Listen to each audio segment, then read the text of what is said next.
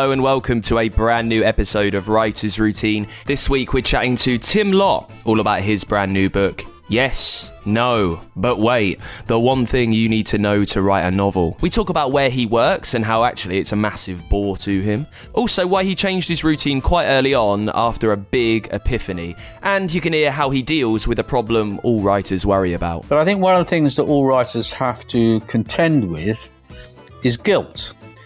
Especially if you're married and have children, and I've got 4 children and I've been married twice, the sense that you're actually not doing anything very productive, while perhaps you can listen to your partner downstairs screaming at your annoying child, or, mowing the lawn while you're sitting staring out the window, it feels bad, It feels guilt inducing.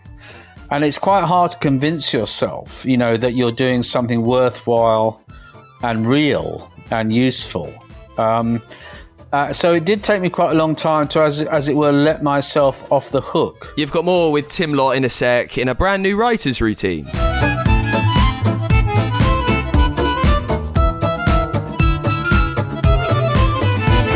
Yes, welcome along to the show. This is Writer's Routine, where we take a look inside an author's working day to see how they get stuff done. My name's Dan Simpson, thank you for listening. Let's quickly talk about that faffy back end of writing. All the other stuff that goes into it, with notes, with your research piling up, not quite knowing where everything is, with pinboards, with post-it notes. Do you wish someone could take it away? I'm very excited that for a little while, Plotter are helping to power this show, just like they can power your writing and deal with that faffy back end. They're supporting us for just a little while longer. Plotter is a writing tool that does what it says on the tin. It plots. It helps you plan your books the way that you think. It lets you outline faster, organise smarter, and turbocharge your productivity. And this is what I mean by taking away the faff. When you open the software out, you get a digital corkboard, and it's all there in front of you, where you can easily swap between the timeline, the outline, your notes, your research, your details on the characters and places. You can tag everything to make it easier for you to skim through, so you can simply find what you need quickly. All of it is colour-coded too, so you might be in a notebook, and if you're a very visual writer who likes to see everything that is going on wherever you want in the simplest possible way, Plotter is perfect for that. You can track all the details of your plot at a scene-by-scene level. Switch, swap, use them however you like. Plotter helps you spend more time writing and less time worrying about everything else. And the best way for you to see what it does and how helpful it can be at stripping away that faff is by getting to go.plotter.com and taking a look around. For just a few more weeks, they are supporting the show and giving you the chance to get a little discount on their brilliant software. You can get 10% off with this show. To get the deal, to make the most of it while it's still around, use the link that is in the episode notes of this show. It could really be helpful to you and to all the faff. It's go.plotter.com/routine. Let's get into it then with something slightly different, I think, in this week's Writer's Routine. We're chatting to Tim Lott.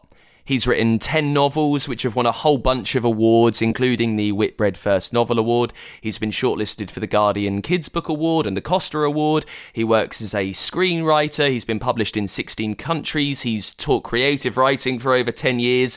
He's got a brilliant Substack page filled with incredible writing tips and advice, which is well worth you having a look at, by the way. You can find it timlott.substack.com. And he's got a brand new writing guide out. It's called Yes, But No, But Wait, the one thing you need to know to write a novel. The reason this is a little bit different is because you might imagine, and you'd be right, I get pitched quite a lot of authors who have written guides to the craft, who have seemingly got all the answers, everything that you need to get your book down. And, well, generally I've always said no, because I don't really think they're interesting. I don't think that's the point of what we do. We like to look inside an author's working day, and sometimes, maybe I'm being a bit too cruel, a lot of the writing gurus that I get pushed haven't really written much themselves, so I don't know how useful it would be. But I thought with Tim's career, history, his awards, his devotion through the Substack to make you a better writer, I thought, whilst weaving through his writing routine and where he does everything, we might get some tips from someone who's been there and done it and taught it a lot too. We talk about why plot really is everything, about the difference between screenwriters and novelists, also why a lot of what is taught in creative writing classes Tim thinks is actually unteachable. And we do get into it, though, as we always do, with what Tim Lott sees around him in the place where he sits down to write. Well, I live in northwest London, in Kensal Rise. I have I live in a flat with big, what would you call them, picture windows that overlook the London skyline. I have bookshelves on my left and in front of me, and some pot plants, and a picture of Rupert the bear being talked to by the wise old goat. A painting of it on the bedroom wall, on the side of the bedroom wall next to me, and a picture of BB King. And I sit in this armchair, a battered velvet armchair that I always work from, with my laptop on my lap, and I look out the window. And yes, I spend a lot of time staring out the window, except for the time, when I spend going to bed and sleeping. So that's my writing surroundings. It's very quiet. It's very light. It's very quiet when my daughter isn't here. She's staying with me at the moment. She's 16, and she comes and goes, but she's studying for her exams at the moment. So she's quite quiet too. But that's really my working environment, both, and I do consider, funny enough, not only this armchair as my working environment, but the bed I can see from sitting this bed in this armchair. I spend a lot of time lying in there, and writing is not just when you're hitting the keys with your fingers. It's also when you're dreaming and just generally goofing around in your head. And I put great store in people just goofing around in their head, really. Is there anything productive around you for whatever novel or book that you're working on? I'm talking post-it notes, notebooks, whiteboards that might guide you in a direction for some sort of plan? No. I mean, everything that I need, I put on my computer. So all those things are valid, but they're simply the form, really. I do have the equivalent of a whiteboard, but it's on my computer. So, if I'm planning out scenes, I'm planning out character profiles, it's all going on my computer. So I don't really use, either a board marker and a whiteboard, though I do sometimes use them for teaching. And I don't really use a pen and paper either. Everything is on my laptop, basically. Yes, so no, I don't have tools, as it were. No. You're someone who, by teaching writing and by writing this new book, yes, but not but wait, seems to have perhaps analysed the way you write more than other authors do. How much of where you work is curated almost to give you the best chance of getting a good day? I can work anywhere. I don't really care. It's a matter of massive disinterest to me. I can work like J.K. Rowling working in a coffee shop. I can work anywhere where it's reasonably quiet, and I don't feel wedded to my space at all. Though if I was given a choice, as I occasionally am and have the good fortune to, I go away and lock myself in a nice hotel in a room by myself for as long as possible, without any other input. That's my kind of ideal situation, and that really focuses me. As for, I don't know if you're going to get onto the timetable of how I work. Well, it changes. I know that's not a very satisfactory answer for anybody, but it's changed a lot since I started out writing, which was quite a long time ago now. When I started writing my first novel, White City Blue, I was very, very businesslike about it, and I mean that literally. I would go and put on a suit, and I rented an office, and I sat in that office from 10 o'clock in the morning till 5 or 6 in the evening and worked, or tried to work.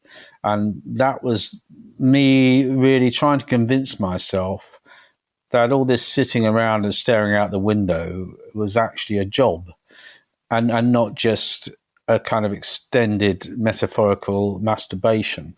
That I actually was doing something productive, because it's very hard. One of the hardest things about being a writer is really to believe that you're doing something as opposed to doing nothing, because a lot of the time it feels like you're doing nothing, because you're sort of floating off into your thoughts and possibly not coming up with very many words that day. And often, the words you come up with aren't that good.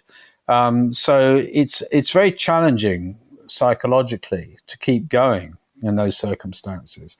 And you need to convince yourself that you're doing something serious. And this is something I will say to anybody starting to write or trying to write, is take yourself seriously, because it's very tempting just to think, oh, it's all a bit silly. I don't know why I'm doing this. I'm getting nowhere. You have to, if you're serious about it, and I don't know how serious a lot of people are. A lot of people just think it's a nice idea, but give up quite quickly when they realize how much struggle is involved in it.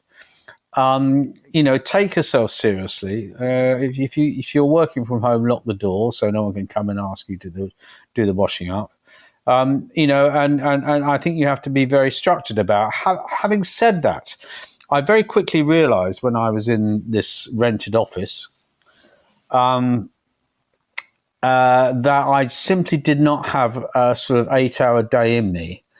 Or anything like, actually. And I used to just get very angry with myself, because I'd sit there hour after hour, really not producing very much, and becoming quite depressed at how little I could come up with in 8 hours of time. Because I read about people like Stephen King, who, bashes out thousands and thousands of words, 12, 15 hours a day. And I just didn't have that in me. And in fact, actually this kind of accords with, I believe, general studies about work, which is most people don't have more than around 3 hours of proper work in them in a working day.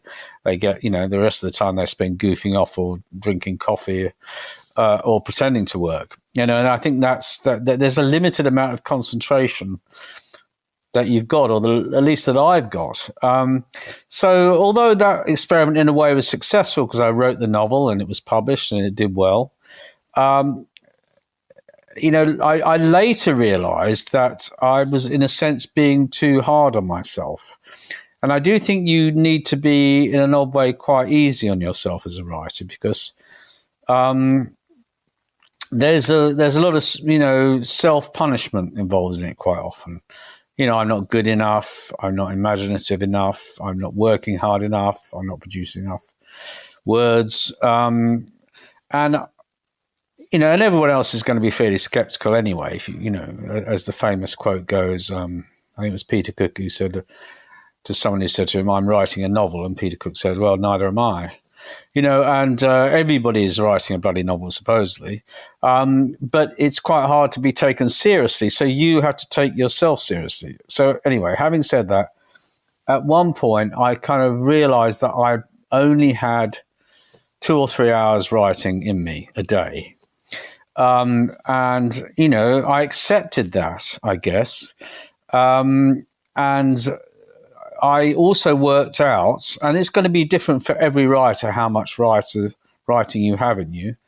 I worked out that my peak hours, and a lot of writers get up early in the morning and write, but because they're close, I suppose, to their unconscious minds because they've just woken up.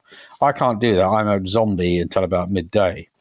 So I tried to work out when my peak hours were, and they were sometime around the afternoon, around between 2 to 3 o'clock through till around 6 o'clock. So I became someone who, having, and I do acknowledge that I was fortunate enough to be able to do this because I had made enough money as a publisher to be, quite, I was a magazine publisher before I was a writer. Only a little magazine, but it did all right and did enough to sort of keep me in sandwiches and rent. And I realized that I might as well do my admin in the mornings Then I had a very nice place that I could go for lunch. It's a very cheap place, very nice where I knew a lot of people. I'd go and have lunch there.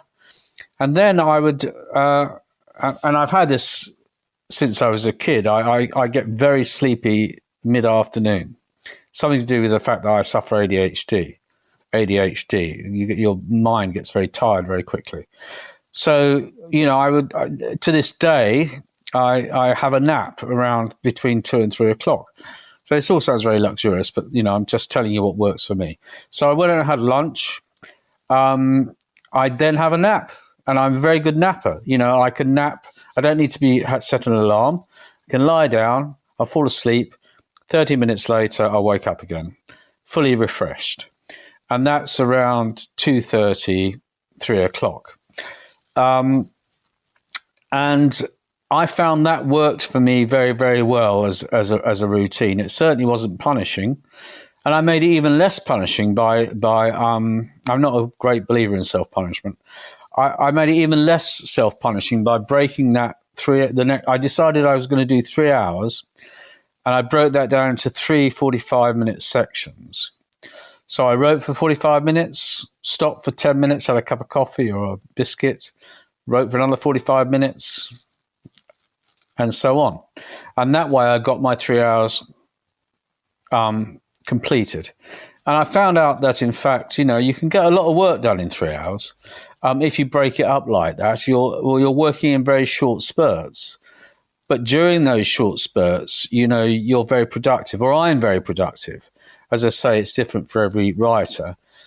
So that was pretty much the routine I adopted. And once I've got a book underway, at the moment, I'm just playing with ideas rather than actually writing a book. I'm trying to find the right idea for a book. I'm waiting for one to sort of take hold of me, if you like.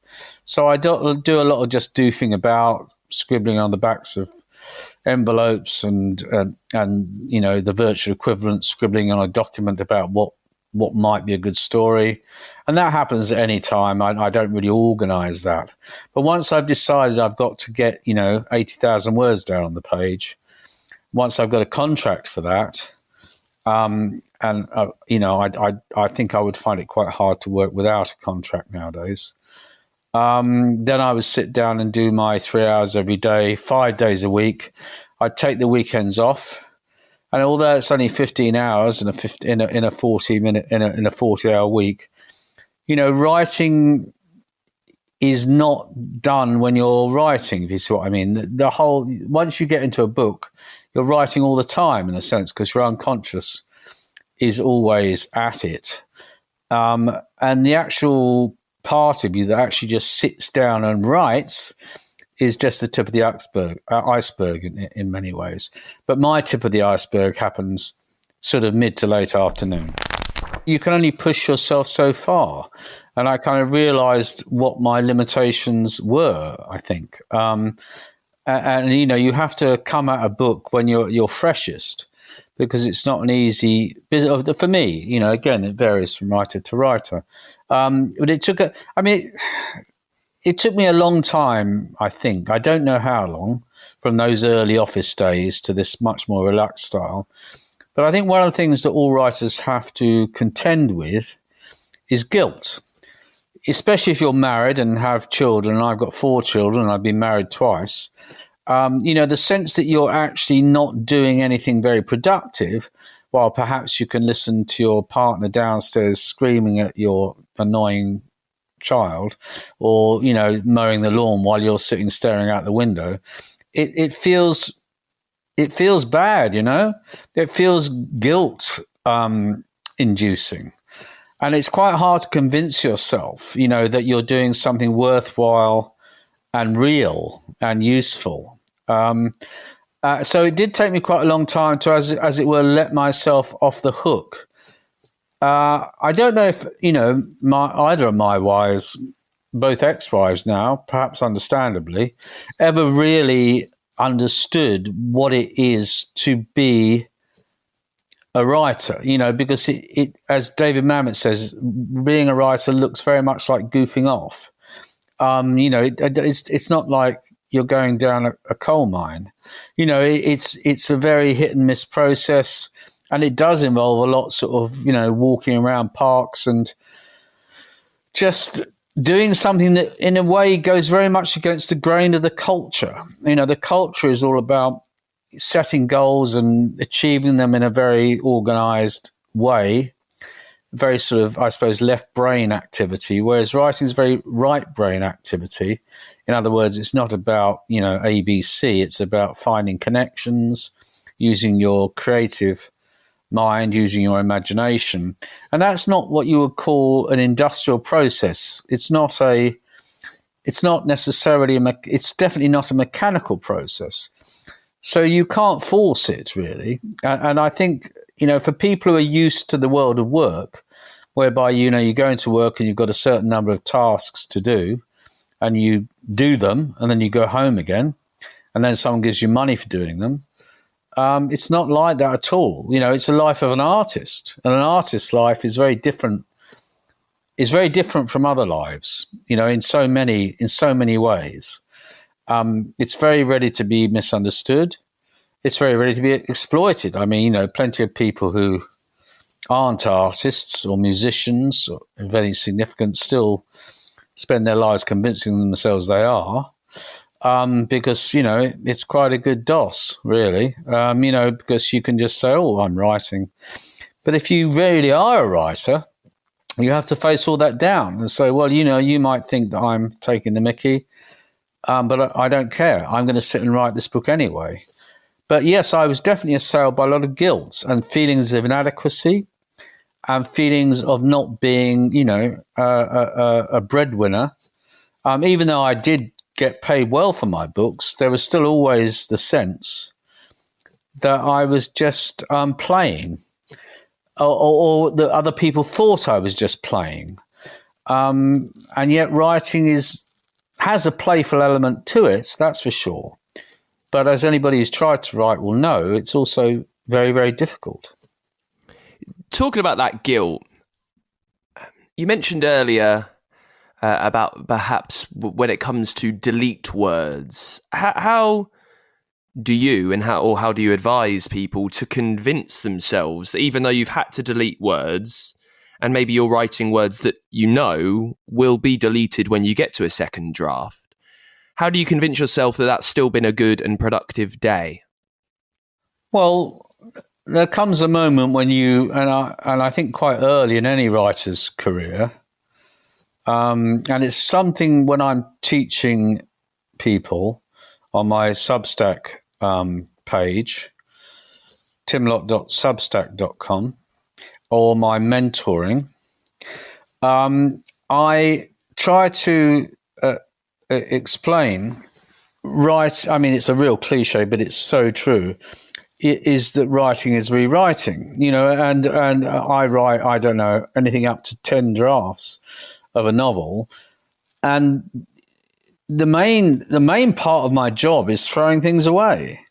The main part of my job is deleting things, constantly throwing stuff in the garbage. I mean, that's the idea that you just sit down and write a novel, I think is massively misguided. To write a novel, just as if you're doing any form of creative activity, involves a lot of missteps, a lot of mistakes, a lot of paths taken that are the wrong paths, which you have to go back and fix. But somehow, out of that kind of chaos, you have to find your way forwards. And the way I do it, and I think most writers do it, is just by going at it again and again and again and again. And it's not you're just throwing stuff away, you're putting stuff in as well.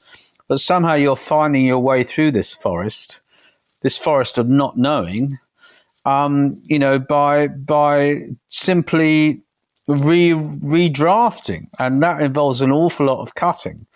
And, I do come across this resistance from writers I teach, that when I say to them, well, this character doesn't work, or you're going to have to, or hasn't got any place in this story, They go, no, but I like that character. I said, well, yeah, you can like the character, but they don't fit into the story. There's no place for them.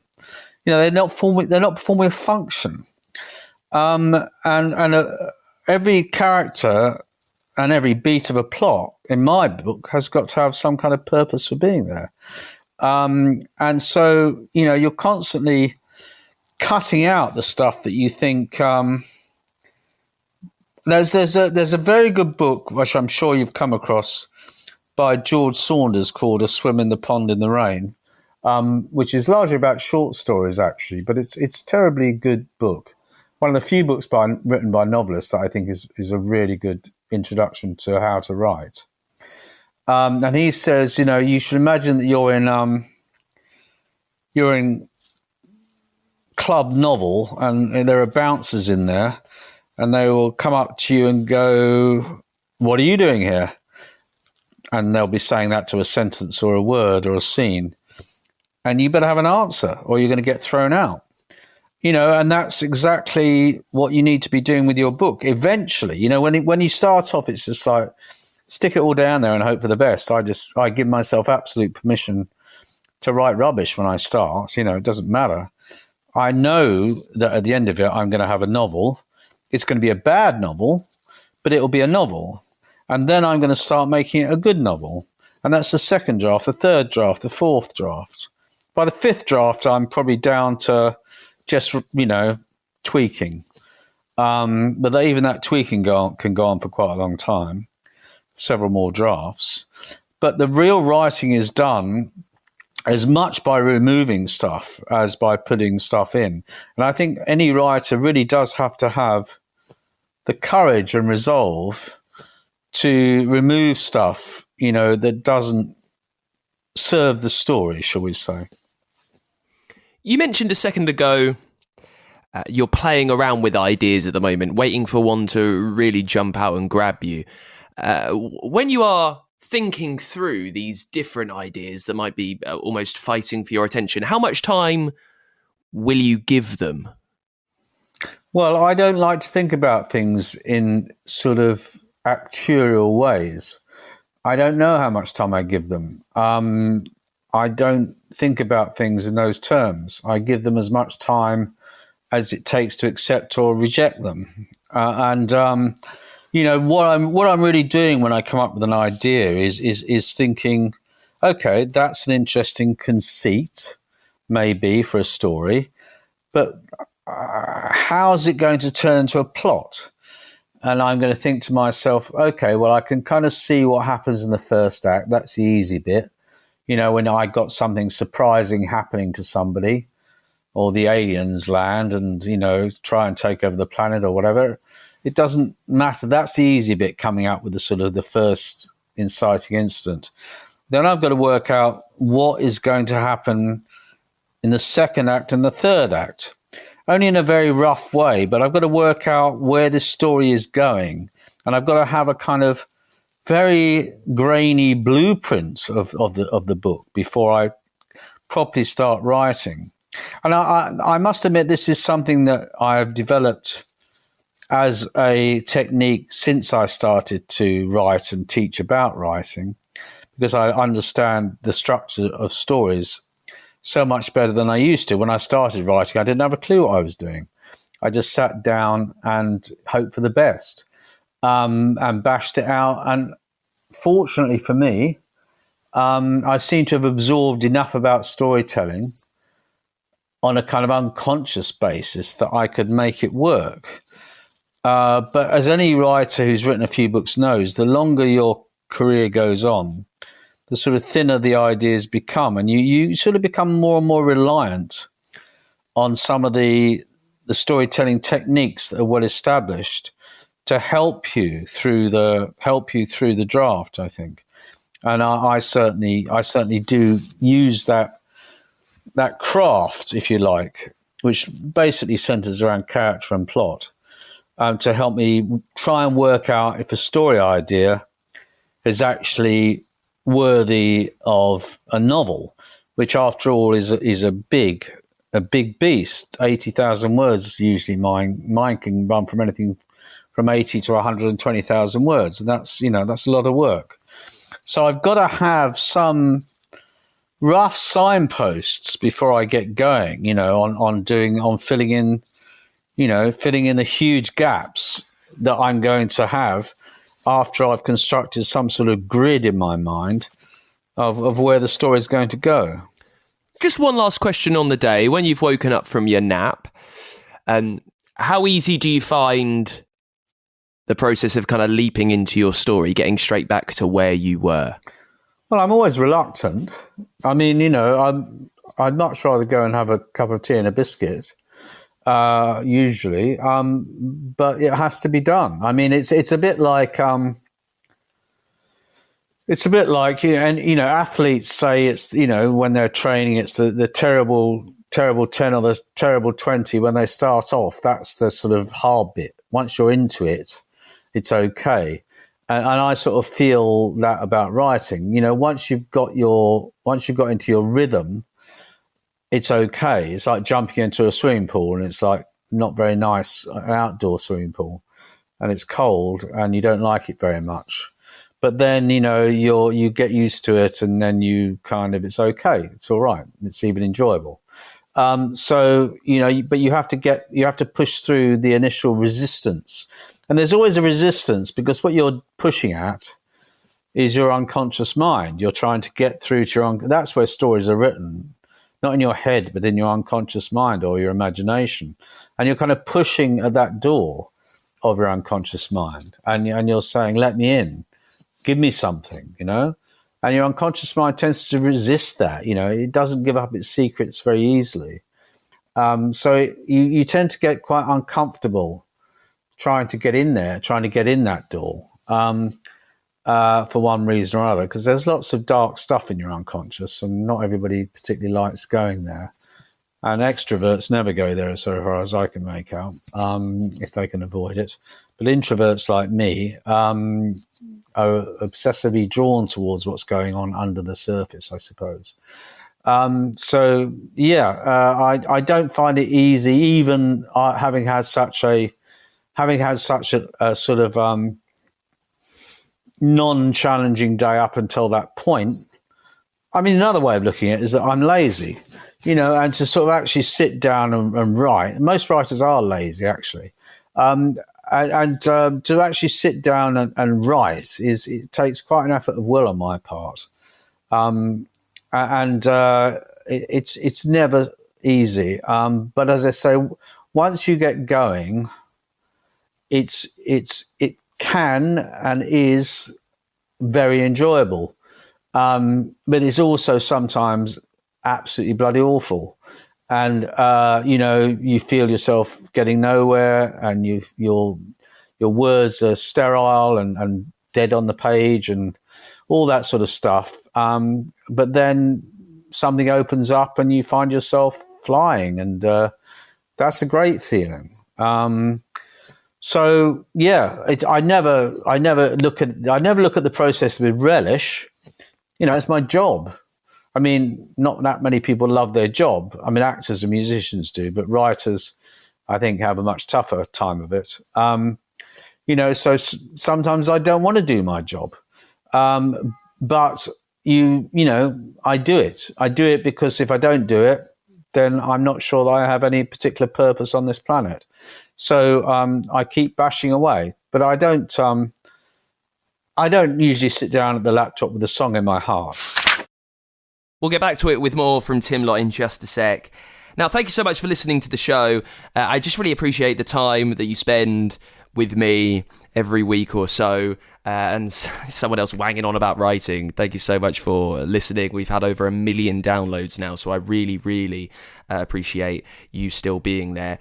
If you want to do just a little bit more, though, you can support the show over on Patreon, by pledging however much you like every month. Doesn't matter how little or please as grand. Every single penny of it goes an extraordinarily long way to helping us, to helping me carry on doing this as often as I can, chatting to some of the best authors around.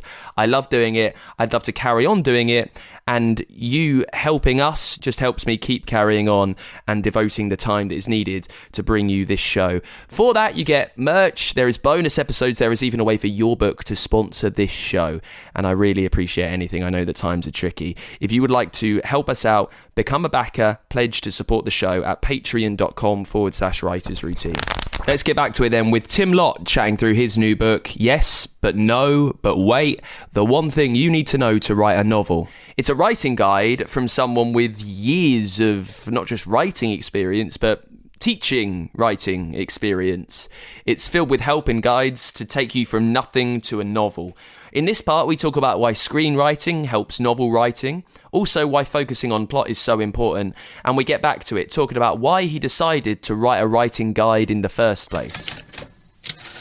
I wrote a different version of this book several years ago, which my agent didn't really think worked. And my agent is usually right. But it was a much longer and more involved examination of storytelling. That, you might say, is how I started, by writing another book that my agent didn't like. And it wasn't until this is what I mean by sort of constantly bashing away and then throwing stuff away. So I then found myself a different agent, at least for this book. I still have the same agent, Claire Alexander, Aiken Alexander, for my novels, and she's a wonderful agent. But she, to my chagrin, did not like my book on writing. She felt, I think, it was too overcomplicated and overlong. I mean, the great quote, I think, is from George Bernard Shaw about writing short books. He wrote a letter to someone and said, "Oh, I'm sorry, this letter is so long. I didn't have time to make it shorter." And I think that's the key to all writing, really, is learning how to say what you have to say as economically as you possibly can. That's the real challenge. And as you say, the world of creative writing and how to write a novel is vast. And it's much too vast as far as I'm concerned. I mean, I think there's a kind of,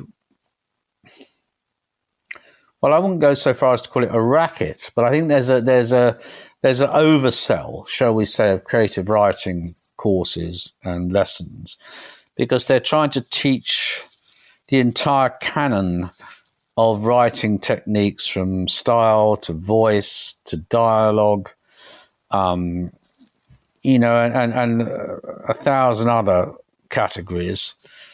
And I think it's much simpler than that in a strange way. Because I think all these other things, the things I've just mentioned, among others, along with subtext and subplot, and I could go on forever, is that they kind of distract from the central elements, the building blocks of a story. And I think that's partly because story itself, or plots, have become quite unfashionable in the literary world, at least. People tend not to worry about them too much. Martin Amis, that great writer, and he was a great writer, who died a few days ago, actually said, that plots only matter in thrillers. He didn't care about plots, neither did Anne Tyler said something similar, and so did Edna O'Brien, and it's a common trope, and it's fair enough. If you happen to be as good a prose stylist as Martin Amis, not many of us are. I'm certainly not, and I think too many people have been sort of thinking, oh well, I can get away without too much plot or character so long as my words are elegant and clever enough. And the chances are you're not going to be able to get away with that. The chances are you're going to have to rely on these time-tested techniques.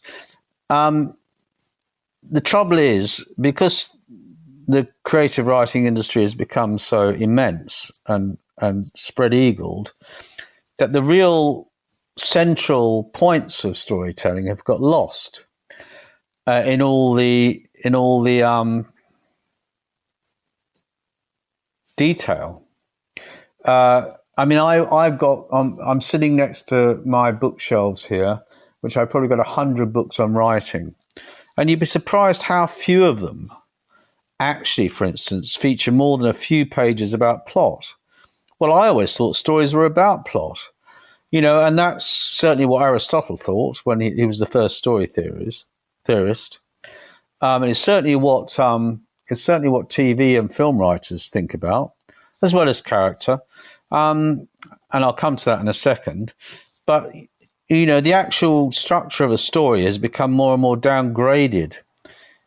Certainly in the literary world, less so in the genre world, or sort of thrillers and such like, and romances perhaps. But in literary fiction, or non-genre fiction, as I prefer to think of it, which is what I write, I just write naturalistic fiction about everyday lives. I think there's one thing that needs to be concentrated on. And that one thing is actually two things that are so deeply connected, you might as well call them one thing. And that is why my book is called The One Thing You Need to Know About Storytelling. And that one thing is plot and character. I say that as one word, plot and character, because plot is one side of character and character is one side of plot. And once I understood that plot and character were absolutely central to storytelling, in a sense, I'd simplified the idea in my mind sufficiently to write a book about it, I suppose. And that process came about largely because not so much because of reading novels or reading what novelists had to say, but through reading dramatists. Drama writers, whether it's for the screen or stage, understand story much better than novelists do, as far as I can make out. So when I went to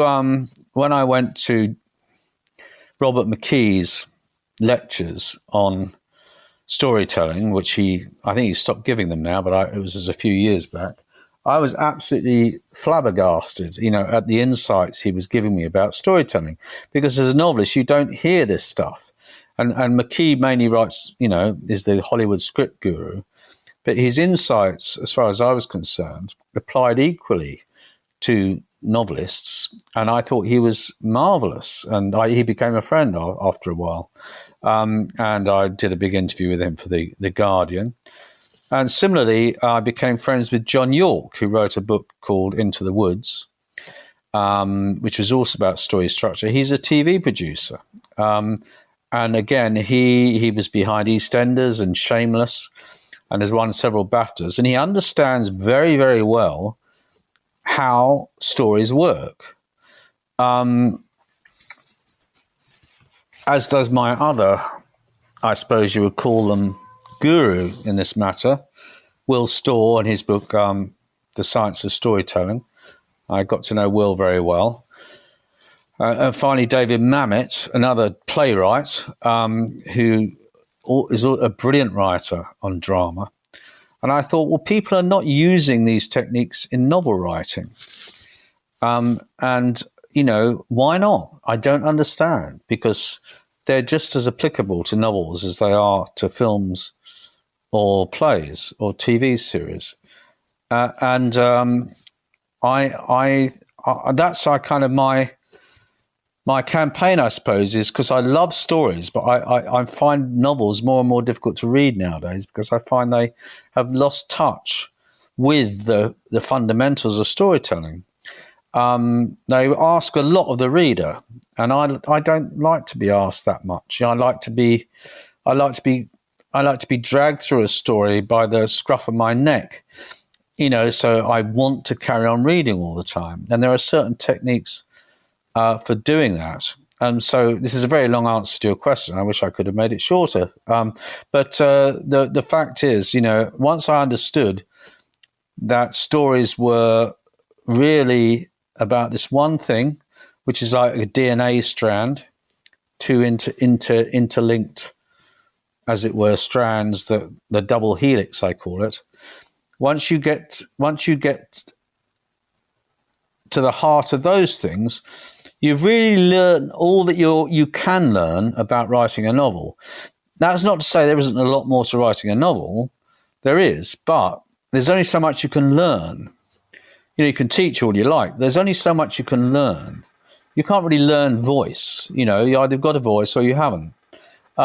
It's not something you can learn. And dialogue, likewise, you kind of tend to have an ear for it or you haven't. And that's an unfortunate truth for people who want to write novels. A lot of the stuff that's taught by creative writing courses and in universities and so forth, I think is actually not teachable. But character and plot is teachable. It's something you can explain to people and they can use it in their writing. And so at that level, to come a very long way around to answering your question, I came to write a book about how to write a novel after moving out of novel writing into screenwriting, which I did myself for a while, and by understanding through teaching people that was what they struggled with most. The big question that most writers have that torments them is simply this: what happens next? And my mission, if you like, in writing this book was to help them with that. This is what might happen next, because there are certain predetermined patterns in storytelling that you can use to move your story forward. Just expanding on the close connection between plot and character, how they're one in the same DNA, that's kind of what you mentioned. Many authors I speak to will sit down and they will chart their plot and very thoroughly go through that before they even start. And they hope to discover the character along the way. How much in the book and when you're teaching do you advise people to get to know the character quite well before you even start writing a sentence? Well, that's a very tough question. I mean, I tend to think that characters develop much more organically than plots do. So in other words, I think it's quite easy to write down a plot. But a character so in other words, you design a plot, but a character is more grown, like, tending a garden or something. But, to repeat myself, it's not as if it's that they're separate. I mean, a plot is what a character does. Well, a character is... What a character does affects the plot. What happens to a character affects the plot. What the plot exerts pressure on the character, and it will make the character behave in a certain way. These two axes, what the character does and responds to, and you might say the external and the internal circumstances. You could think of, a character-driven story as merely an internal plot. It's how the character is developing within. That's all we mean by character. And that's still a sort of plot. It's the beginning, middle, and end, where they start off as a character and where they end up as a character. I think that whole idea of coming up with a storyboarded plot that worries about characters later is probably something that will work well in a detective novel. Or something that, for people who like doing crosswords. For me, no. For me, I sort of move back and forth between plot and character in a very organic way and see how each feeds the other. And as I said before, this all happens at an unconscious level in many ways. But I think it's a bit sterile to, as it were, too closely sketch out a plot in advance, because then you're not giving yourself much room for maneuver. And And I think the other way of doing it, which is starting with a character and seeing what kind of plot emerges from them, is, a bit chaotic, really, for most people. So I take what you might call the middle course, which is to have an idea of a character, but only a general idea, have a general idea of a plot, and then start writing and see what happens. But I think trying to over-define it is going to cause you a lot of problems. It's likely to produce a sterile piece of work. That is it for this week's episode of Writer's Routine. Thank you so much to Tim Lott. That brand new book is Yes, But No, But Wait, and it's out right now. You can get loads more writing tips from him that maybe haven't made its way into the novel on his Substack page. Have a look at that, timlott.substack.com. Next week, we're chatting to Rebecca McCanna all about her fantastic new true crime novel. Do those things work out? Find out next week. It's called Don't Forget the Girl. She'll be on to tell us more. In the meantime, you can support the show, patreon.com/Writers Routine. You can drop us a follow on Twitter too, if you're still there, @WritersPod. And you can send a note to the show. Use the contact page at writersroutine.com. And I will see you next week with Rebecca McCanna. Until then, bye.